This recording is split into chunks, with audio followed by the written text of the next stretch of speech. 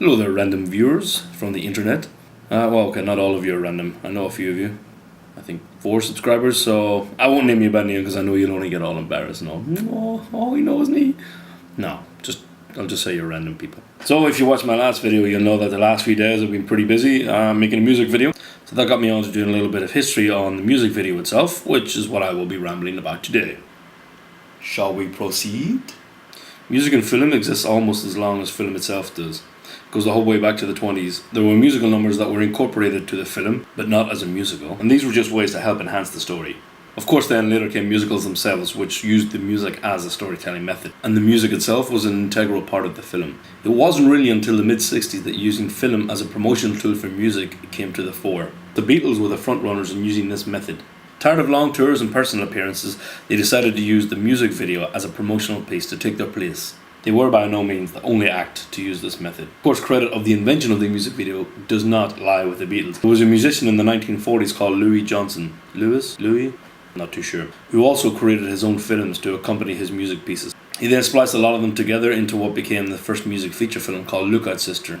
Throughout the 60s and the 70s, many acts then followed suit from the Beatles. The Who, the Stones, Pink Floyd, they all made their own promotional video clips. In the mid-70s, some TV programming became dedicated just to music videos. They included shows in Australia such as Countdown and Sounds, in New Zealand, Radio Without Pictures, which of course is said to be the inspiration for MTV itself. In the US, you had programs such as Soul Train, and in the UK, of course, you had Top of the Pops and the Old Grey Whistle Test. A lot of these programs incorporated both music video and live performance. Of course, then, along came the big one in 1981. MTV, Music Television. 24 hours of non-stop music video. Oh, how times have changed. The first video ever played on MTV, of course, was the ever-ironic Video Killed the Radio Star. Then in 1987 along came MTV Europe. The first song to be played there was Money for Nothing, which in itself is a little bit of a satirical song against the whole rock and roll stroke music industry. Did I have to say stroke there? Stroke? To date, the most played song on MTV is still the one and only Yep, Peter Gabriel's Sledgehammer. If you've never seen it, do yourself a favour and go and check it out. Great song, great video. Whilst it was the most played, it certainly was not the most expensive.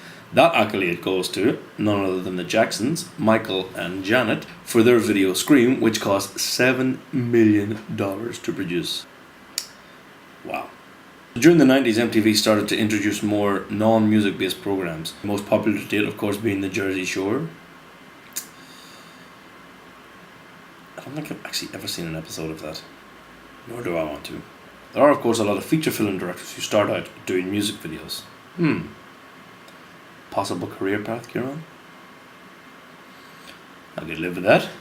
So yeah, if you guys have anything you want me to talk about, comment below on the video and I'll do my best. The next few days are going to be pretty busy again, but what I'm thinking of doing next week is to push myself a little bit and try and get a video up every day for 7 days. It will be a little bit tough with the workload and my parents are visiting next week, but I guess you got to push it. I'm not promising that, by the way. We'll see how it goes. So make sure then, of course, then to give me some topics to talk about. Otherwise, it'll just be me sitting here going,